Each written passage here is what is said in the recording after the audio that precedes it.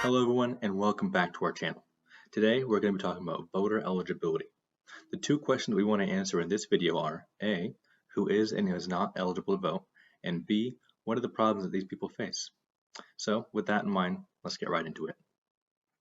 We all know the famous words all men are created equal, but we also know these words to be false. As a matter of fact, even though these words were written into our Declaration of Independence, there are several policies that blatantly contradict this statement in the Constitution. One such policy made several groups of people ineligible to vote in early America. Let's take a look at voter eligibility throughout the years and who have been prevented from voting. During my segment, we will discuss the history of voter eligibility, who has been prevented from voting in the past, and who is still ineligible to this day.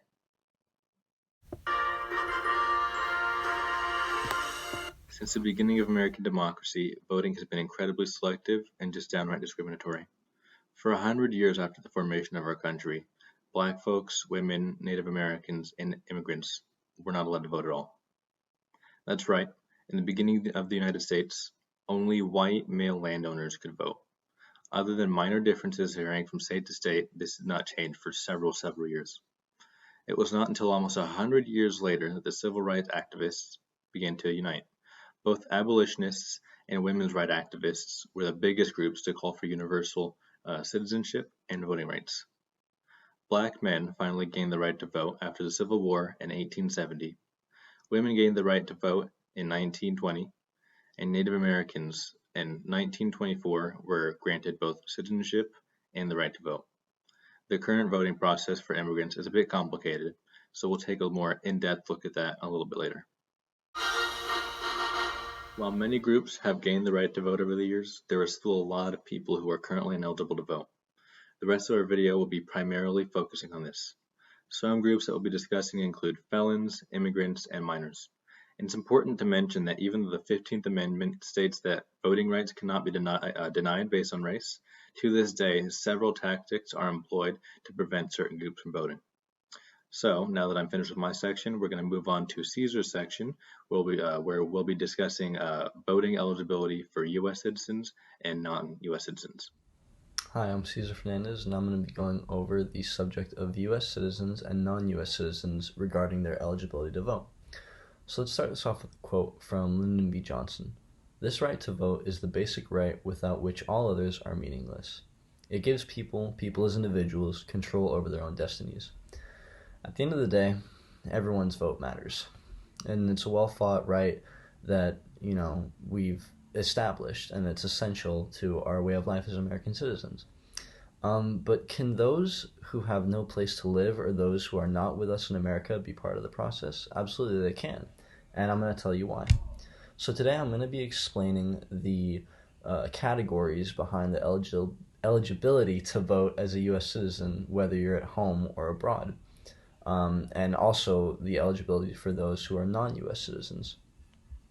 So after turning 18, U.S. citizens are legally allowed to vote in our elections, but they have to go through a registration process to become eligible voters. So for those that are outside of the U.S., you can also have the option to vote at an embassy if the country that you're staying in allows it. And then there's also non-U.S. citizens who are not they're not eligible to vote in our elections unless they have been granted citizenship. And another interesting thing regarding U.S. citizens is that homeless citizens can. Okay, so to start off, once you're legally considered an adult, you are allowed to vote in our elections. So basically how that works is you have to go through a registration process in order to become eligible to vote. So if you're a citizen, and a citizen is a legal resident of a state or country, you're allowed to vote in our elections according to the U.S. Constitution. And according to a statistical survey done by Penn State of the 2016 elections, over 140 million Americans voted in the 2016 presidential election. And in all states except North Dakota, you must register if you'd like to vote. And the quickest way is to just do it online. There's an online registration process that you can sign up for off of vote.gov. For my next point, I wanted to talk about U.S. citizens if they are abroad and not home. So for those of us that are living outside of the U.S., you can also request ballots to be emailed to you, and you follow the same similar online process. And there's also embassies in certain countries that allow it, that host um, like as a place for voting, as a polling place. And then citizens that want to vote that are abroad, you have to fill out what's called the FPCA, or the Federal Postcard Application, and that's basically an app that allows you to register to vote. And it usually takes about 45 to 50 days before the election that you want to submit that, so you can be able to vote. So now that you know a little bit about the voting registration for U.S. citizens at home and abroad, I also would like to talk to you about something that I discovered recently: the homeless population involved in our elections. So the next thing I like to focus on is the homeless population and how they can vote. So homeless people are allowed to register and vote in all 50 states. But the interesting thing is, if you are homeless and you have no place of residence, you can list a shelter or a park or even a street corner as your address, or somewhere where you can receive mail.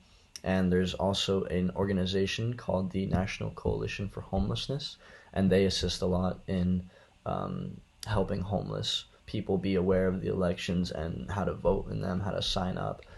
So for example, if I was homeless and I wanted to vote, you could check out the page online that they have on their website, and you receive a voter registration toolkit, which provides you, it's kind of like a manual, which tells you how to vote, where to vote, because there's some people that just aren't aware.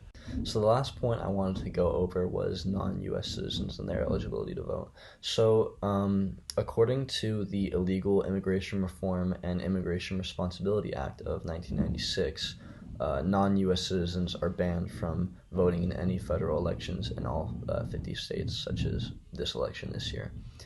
So no states allow non-U.S. citizens to vote. However, there are state elections that non-U.S. citizens can vote for. And just to recap who counts, who doesn't count. So you are a U.S. citizen if you were born anywhere in the U.S. or U.S. territories such as Puerto Rico or Guam. You can also count as a naturalized citizen, which means if you are from another country and you've established residency in the U.S. as a citizen. You can only vote once you become a citizen or are one, and if you have a green card, you're not allowed to vote, and undocumented immigrants cannot vote either.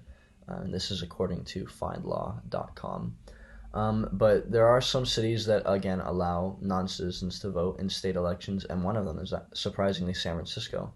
San Francisco allows residents to vote even if they haven't attained full citizenship yet, so that's pretty cool too. And just in conclusion, it's really nice that U.S. citizens and homeless citizens, especially homeless citizens, have this opportunity to vote, because voting is so important. It's a right that we all deserve to have. And hopefully there can be new accommodations in the future that pertain more to non-U.S. citizens and their eligibility to vote. But everyone deserves the right to vote at the end of the day, and everyone deserves to have their voices heard in our elections. And this may not be the case for all of us yet, but hopefully soon it can become a reality. Thank you, Caesar. That was very interesting. Next up is Sunshine, talking about the voting rights of incarcerated individuals. Thanks for the introduction, Angelo. Now, onto my section. Can you believe it? According to CBS News, 5.8 million Americans will not be able to vote this November due to state felony voting laws. Let's talk about how felons are restricted from voting rights in a comfortable, seated position. After incarceration, there are still obstacles in the way that prevent felons from voting. In the past, voting was taken permanently upon a felony, but now some adjustments have been made. Some states even allow voting while imprisoned. So first, I'm going to talk about the history of those who lost their right to vote and some changes being made. Felony disfranchisement is defined as the restriction of one's right to vote due to a felony. State laws can change, and we see that through a case in 1974 according to Jobs for Felons in 2019. Do you know what it's like to be taken your right away from voting for life? Well, Ramirez versus Richardman case in 1974 showcased exactly that. Ramirez resided in California and was denied the right to vote for life due to a 20-year-old robbery conviction. After he served time in jail and completed parole, he did not get his right to vote back, according to Fellner in 2019. Now, Californians are able to vote after the completion of their sentence. However, not all states agree about what the definition of completion of a sentence means. A lawyer Prius claims that in some states, completion of a sentence also includes payments of all court fines and fees, and restitution orders like Florida. Thus, people out of incarceration would still not be able to vote. Now that we have seen some of the ways that felons were not able to vote in the past and some changes that have been made since then, I'm going to touch up on Maine and Vermont, which are the only two states where felons are able to vote from incarceration. Oh, as I was saying, Maine and Vermont are the only two states where prisoners are allowed to vote from prison. Since Maine was created 180 years ago, felons always remain their right to vote, but obstacles still remain. Inmates are not allowed to access their internet. They're not allowed to have campaign posters hung up. So that leaves a lot of the inmates very discouraged and uninformed. Maine allows felons to vote, but it started in the 1860s due to the small population of black people. Other states did not want felons to vote since the majority of those felons would be people of color. And since Maine had very little people of color, they allowed their felons to vote. Not all states make it easy for ex-felons to vote, and the majority of time, it comes down to money. In about 20 states, felons cannot vote until they have completed their sentence. The completion of a sentence means various definitions. In Florida, completion of a sentence also means completion of all payments of court fees, fines, and retuition orders. CBS News highlights the story of Arkansas, who will not be able to vote in Alabama because of his non-violent drug conviction. He says, "I still owe them money for his 1996 conviction of $50,000 that I've been paying off since 2004. I thought I paid enough with my body through incarceration." Arkansas is highlighting the fact of how hard it is for people to get their right to vote back. After a felon has completed their sentence, there are still wait times, intervention by governors, and fees to pay in order to vote. So let's wrap this baby up. The restrictions make it almost impossible for felons to vote, but change is progressing. Maine and Vermont remain the only two states allowing felons to vote. Most felons cannot have a say about who is in power, but change can always happen. People in power have to listen to the citizens in order for us to ever progress. This is Tiyamike, discussing the voting rights of U.S. citizens under the age of 18. Hi, I'm Tiyamike de Savannah, and I'm going to be talking about age eligibility to vote. Now, I want you to first imagine this. Imagine being able to get married, work just like everybody else, and pay taxes just like adults do, but not be able to vote. Today, I'm going to discuss three main points. First, we'll look at the history of how 18 became the legal age to vote. Second, we'll look at young voters' behaviors. And third, we're going to discuss issues that young voters often care about. First, let's take a look at how 18 became the legal age to vote.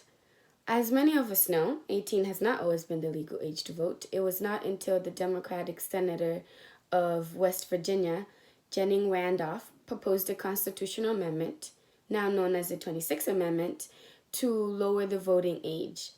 And the president at the time, Richard Nixon, certified the amendment. But prior to this amendment, the legal age to vote was 21 across all countries. Once the amendment passed, the legal age became 18. However, some states and cities are looking at lowering the voting age to being 16 in local elections. For example, San Francisco has proposed Prop F in this upcoming elections, which proposes to lower the voting age in local elections to be 16. And other countries like United Arab Emirates, who still have their voting age be 25. President Nixon, at the signing ceremony, stated that the reason I believe that your generation, the 11 million new voters, will do so much for America is that you will infuse into this nation some idealism, some courage, some stamina, some high moral purpose that this country always needs. Next, let's explore the typical behaviors of new voters. In this upcoming election, people of color will account for a third of eligible voters, and 1 in 10 voters will be Americans between the age of 18 to 24. And young voters tend to be more liberal than conservative and are the majority of U.S. voters in the presidential election.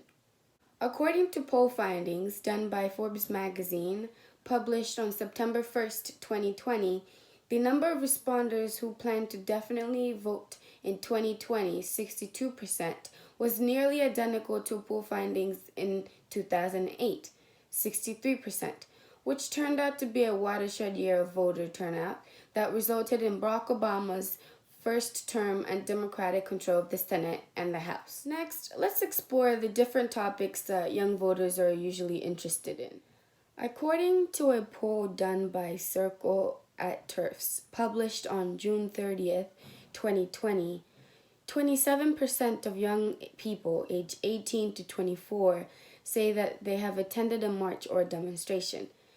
A remarkable increase from asking the same question in 2016 and 2018 election, 5% and 16% respectively.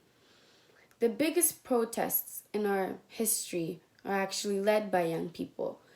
The March for Our Lives in 2018, which had 1.2 to 2 million people, and the protests in response to George Floyd's death, which had a majority of young people of all races, but especially those of color.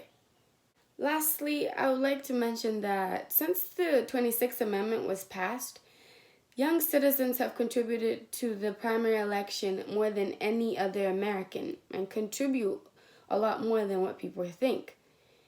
And one more thing. Since the amendment was passed, we're now able to get married, work just like everybody else, and pay taxes just like adults do. But we're now also able to vote. So please go vote. Come on, everybody, go vote. It's not hard. Okay, everyone, that's going to do it for this video. If you enjoyed it, smash the like button, don't forget to subscribe, and don't forget to ring that notification bell. While it was rather difficult to get where we are now, we currently live in a country where the majority of the population does in fact have the right to vote. So let's use our vote to make our country a better place for everyone who lives in it. Once again, I hope you enjoyed, and most importantly, I hope you learned something today. Thank you, and we'll see you in the next one. Peace.